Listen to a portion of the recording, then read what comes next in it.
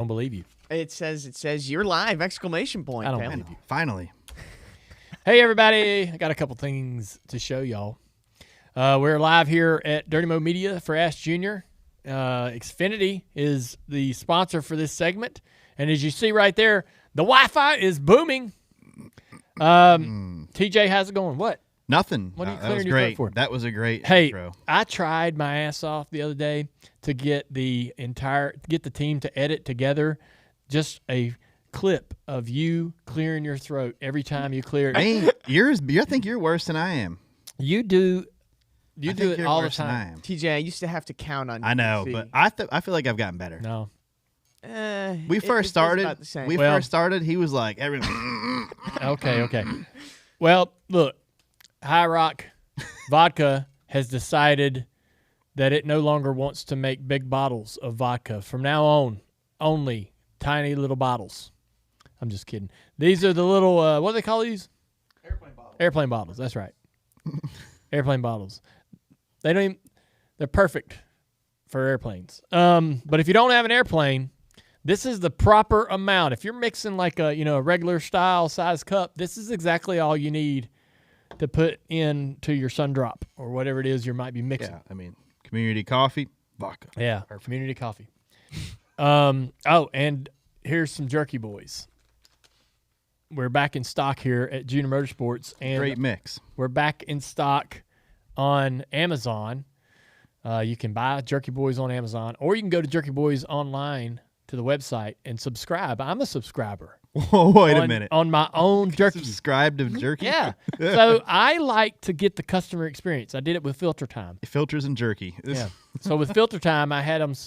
I subscribed and pay the subscription just like everybody else, and go through the whole process so I can call Blake and go, man, this is great, or this happened or that happened. You lived the experience. I lived the experience, brother. Jerky Boys, so good. Yummy. Subscribe. I want to open this up and just smell it. It's so good. How many packs do you subscribe to? I am probably our best customer. I knew it. I asked them. I said, who? The advertising is working. No. So I asked them. I said, tell me what the best customer spends on our subscription base. And they told me, and so I matched him. Oh. Yeah. Oh, so Is it it- wasn't originally you. No. Somebody we would So know. there's a group of people that are subscribing to buy enough jerky to be like at this certain amount of expense, right? And I was like, just put me on that plan. And so, because I'm going to eat more. I'm going to run out of jerky before they send me another box. I mean, if you open a bag, dude, you can't not eat the whole bag. It's possible. Are you going to tell us how much you spend a month or not? I don't know. I mean, it's not crazy. I don't got like 15 bags coming to my house every month. I thought it would be at least that. No. It's probably about 8 Oh, a month. That's less than I thought. It's not Yeah. crazy. Yeah. Okay. That's about that's high for right now. I think once people get more and more jerky, You're saying there's a chance. they're gonna go up. But people are usually subscribing to 2 or 3 bags, but they're gonna be sorely misjudging how often they're gonna want the jerky. So they're probably gonna have to increase it. Gotcha.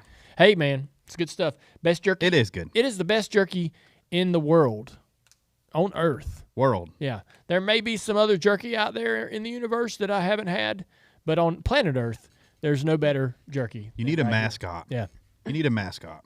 All right, we want to hear No, we don't. YouTube comments. Who do you think the mascot should be? By the way, the YouTube comments are saying, Dale, that is a good plan, the subscription base. So they like It where your is. head's at. Yeah. And I know you can subscribe and save on Amazon as well. I do you that go. with some other products. All right. Yeah. Well, let's get to some of the questions from the fans. And this first one is from Bobby. Big Cars Tour race this weekend Yep. in the Bud 8 car. How are you feeling? Real good. Ready to go. Yeah.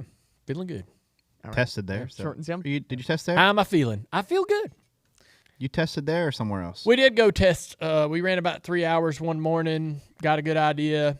Yeah, I mean, it's going to be with the way the new tire is this year. So the Hoosier tire that they have us on is real durable. It doesn't fall off as much. It doesn't wear out. So you don't really. I like to go to the racetrack and try to manage the tire. This new tire this year just too durable. And so it's kind of going to be like where you qualify is how good your chance is to win. I'm not a great qualifier. I was gonna say, well, yeah. there goes your turn. Not a great qualifier. I did qualify mid-pack. I qualified like 15th at Cordell, so I was real happy with that. So 15th, you were happy with dude, that? you haven't seen the qualifying efforts from. I mean, I know it's tight. Yeah. Like they're No, you haven't seen my qualifying efforts before that. They were terrible. Yeah, they were. Terrible. Yeah. So it's a tough field. You don't show up and That's just hard. Fucking qualify in the top 5. Yeah, a lot of competition. It's tough. Yeah, It's all whole field's competitive. but that's what you want. It is. It's the series I've wanted to build, All right. and that to my detriment when I compete. All right. Yeah. Oh, darn it! I made too good of a series. Yeah. Damn it.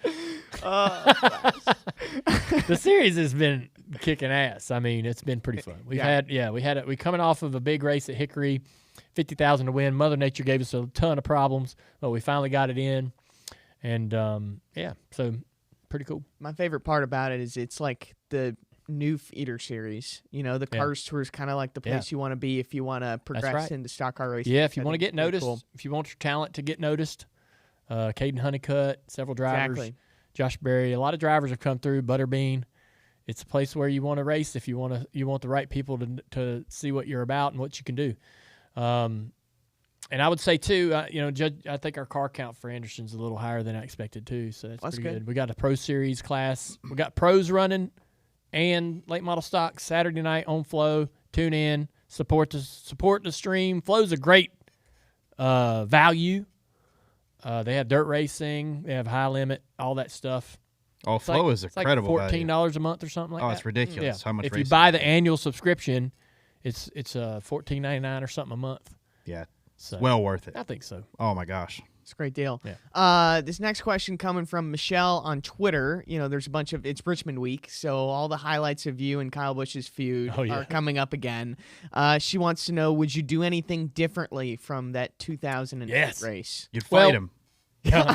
We fired off on a restart. Kyle spun his tires, and I ran the top immediately. I should have ran the bottom for about 2 or 3 corners to see if I could, make the bottom work. Cooled tires a little bit. Yeah, I mean, I should have ran the bottom. I gave him the bottom, and he drove right up to my back bumper. And maybe I don't know. Maybe a couple more laps go by, and I'm able to do something different. But you know what would have helped? Denny not stopping on the racetrack. Well, he was leading. I don't care. Like if he doesn't stop, I know he's going to win the race. He was going to win. Yeah, he's going to win the race. Was. But so were we. Yeah, he had a flat stopped on the track. Total no. He should have been. Yeah, what a tool. Yeah, total bullshit move. But I think if I could have ran the bottom for a couple corners, kept him in some dirty air, he would have had to move up. Then I could have moved up. I could have if we go maybe 4 or 5 more laps. I think he doesn't have so much speed comparable to me, and I'm able to do something because I was in front of him, right? I was a little bit better up until we got our tires cooled down on that restart. And I know that wasn't intentional. There was a lot of animosity between me and Kyle back then. He feels like that I had taken his ride, which really wasn't exactly how that all played out. And I'll say this to Casey Mears. Casey's a great friend of mine, but when Rick came to me and asked me what he was planning to do, I said I would probably keep Kyle and not, I would say I would keep Kyle if I'm coming in, and you're gonna get rid of somebody. I would keep Kyle. Kyle had so much upside, right? And I think we all kind of knew where Casey was, but Kyle had untapped potential and growth, as he would prove out, right, in 2008, winning all those races for Gibbs. But it wasn't. He was mad that had happened, and it was just hard short track racing. I ended up getting put in a fence, and that's how it goes. Still to this day, one of my favorite download episodes was when it was actually in this room when you guys rehashed all that and the aftermath and what Kyle had to go through. Still to this day, it's pretty wild. Yeah. All the security measures and pretty crazy. I think he may have overstated some of the security measures. It was entertaining though. Yeah. Yeah. Okay, this next question is from Danielle. She wants to know, what is your new Buster book about, which I think is out today. Just so happened to have a how convenient right next to me. So Buster, if you don't know anything about Buster, I'm sure if you're on this YouTube with us, you do.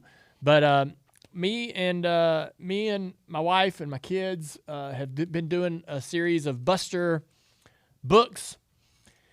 And this is the third one, I believe, Buster and the Race Car Graveyard. So this one obviously is a nod to the actual race car graveyard out there on my property. Buster is this little guy right here. He is drawn in reference to my dad's dirt late model car that he ran in the 70s that was owned by my mother's father, my grandfather, Robert G. So this car has a very personal connection to me.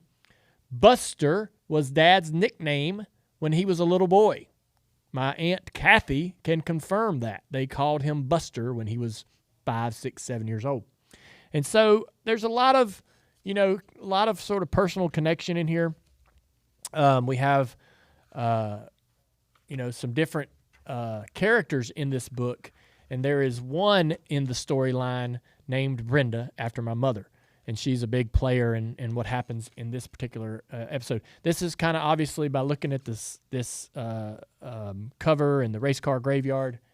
This would be a good, sort of book to read to your kids, kind of around the Halloween holiday and all that. And it's got pumpkins in it. It's sort of the September, October-ish sort of time of year. So good time for another episode of Buster, and we're having a lot of fun with those. And I'll say another thing, too, about the Buster books.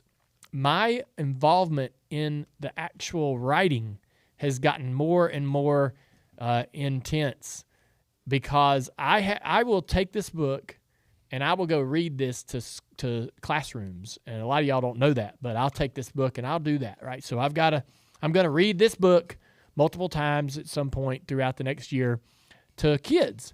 And so when I started doing that with the first Buster book, like I read the book alone when it first came out, and I'm like, yeah, great, it's good, happy with it.